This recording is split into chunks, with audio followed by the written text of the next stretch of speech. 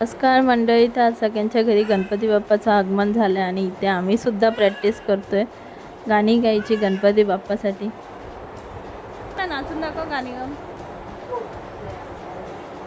गणपती बाप्पा म्हटलं तर उकडीचे मोदक हे आलेच. मीही इथे ह्यूज प्रमाणात उकडीचे मोदक करायला घेतलेले आहेत. त्यासाठी मी सगळं सामान तयार ठेवलेलं आहे आणि इथे खोबरा भाजून घेतला आहे, त्यात ड्रायफ्रूट्स टाकले आहेत आणि गूळ टाकून त्याला परतवून घेतलं आहे.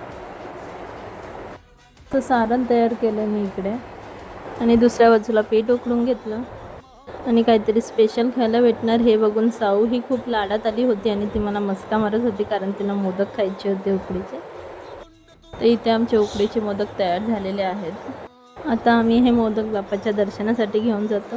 भेटूया नेक्स्ट ब्लॉगमध्ये. Bye bye.